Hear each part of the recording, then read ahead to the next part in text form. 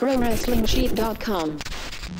You start off as a heel in NXT, you come up as kind of a babyface on SmackDown, now on Raw. Is that something that you'd rather go back to being the bad guy like that? Well, you know, I had a great run in NXT, and I've said it before in interviews that, you know, it really rejuvenated my career being in NXT. I was in the business, 15 plus years before I got there, and so it really, at a time where I really needed a kick in the arm or a kick in the butt, I guess you could say, in this business and kind of re-motivate myself to doing what I love to do, NXT was the place to be for me, and I just really felt at home being that character, and I had some great guys to work with down there as well. Obviously, Shinsuke Nakamura being the top babyface down there at the time, and just getting a chance to work with him, and then near the end with Roderick Strong, we had a really good program, I thought, and a very good story. So,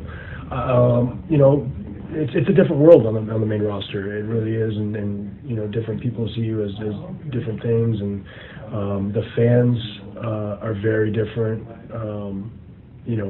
That I have come to find out anyways. I mean, the NXT crowds are very hardcore,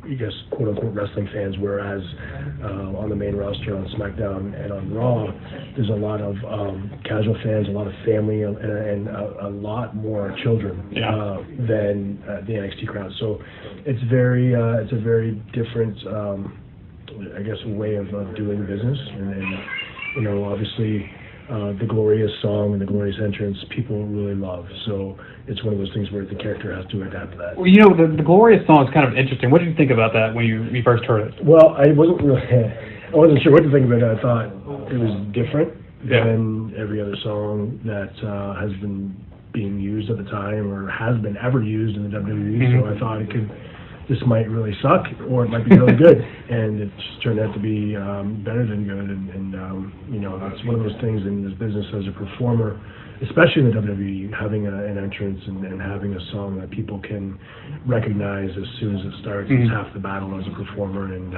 pretty lucky that way. So I was kind of on the same kind of thought you had. Like, I don't know about this song when I first heard it, but then you start seeing the glorious bombs. I think that kind of helped it a lot. What's the story behind that? Just one of those things.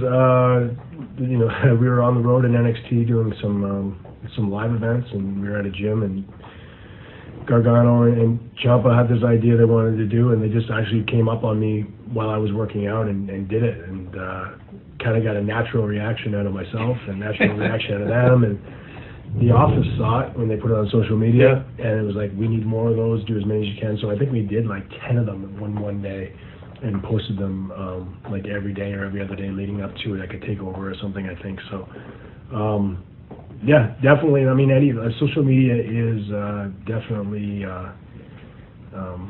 has some unbelievable power nowadays, and helps you as a character, or cannot help you as a character, depending on how you look at it. What's the attitude in the locker room at Raw? It's a good locker room. It really is, and a lot of guys are there. Obviously, it's like I said, it's a very hectic show. Everybody's very hectic, and everybody's really busy. But for the most part, everybody's really cool, and they want to just have the best show possible, and everybody wants to have the best match, and I think that's the way it should be. The competitiveness. You go into NXT, and it's kind of changes every year or so. It changes. New wrestlers come up, new wrestlers come in. What do you think your impact is on NXT, looking back at it? I hope to think that I had a great impact on it. I came in at a very unique time where, I think it was the brand split that happened. So a lot of people were called up, a month or two after I just got there. So, NXT lost a lot of their top stars at the time, so it was a good time for me to kind of come in, and I had some name value from other places where I wrestled, and people kind of knew who I was, and so it was a good time for me to kind of slide in there and take an opportunity and try to get a good spot, and I think I did that. Obviously, being the champion there, winning it, beating Shinsuke Nakamura, and holding the championship for as long as I did, and having the matches that I had, and just the stories that I was able to tell, and just the ultimate goal at the time for all of us was to have that brand grow. And I like to think that I had a hand in that, and there's a lot of talent down there still that I know that I got a chance to work with when I was up there or down there. So the brand is still continuing to grow. I know that they're actually overseas right now. They just finished the Download Fest, which was always a cool thing for me to do. I did it for 2 years, and internationally, I know NXT is doing very well. Obviously, they're branching off from the 205 Live and the UK Championship now. So I like to think that I had a little bit to do with that. Is there anybody you're looking at down there that when they come up, you go, okay, I want to get in with him? There's a couple guys. Obviously, Velveteen Dream is one guy that I think has a huge upside. He's a very young guy and has just a ton of athletic ability and just gets it. He's very in tune with his character, which is huge, especially on the main roster. So I think he's going to do very, very well. Aleister Black is doing very well down there as well. There's another guy that just got injured, unfortunately. His name is Riddick Moss. And he's just got a very, very good look and just very athletic and just a huge, he's been a huge fan of the business for a long time, which I respect. So he has a lot of passion for this, and I think that once he's all healed up and on the mend, I think he's going to be one of those guys that you're going to see in the next couple of years on the main roster that's going to catch fire. You're kind of through that old school system where you kind of work your way up through independence. You got to do this, you got to do that, but then you got the newer system, at least in WWE, would come through the Performance Center. Is there anything that you'd rather see done? I mean, that breed where you go through the independence is kind of going by the wayside, at least on the WWE side. Yeah, I mean, the WWE has basically taken over the entire sports entertainment industry.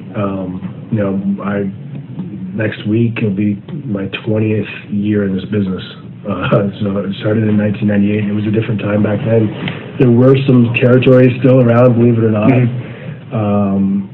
That is no longer the case. But independent wrestling is on a pretty big high right now. There's a lot of places people can go work, but I think at the end of the day, if you ask any of those guys, or at least 80 to 90% of those guys, where they want to be is in the WWE, whether it's starting in NXT or being on Raw or SmackDown. I think that's everybody's goal still, and I think that the NXT brand, the WWE Performance Center in Orlando, is just has so many tools, and it's like I remember when I first walked in there, it was like a wrestler's heaven. There's 7 or 8 rings set up. You have this multi-million-dollar workout facility. You have coaches down there with years and years of knowledge, so I think that the business, and I think the WWE is in very, very good hands.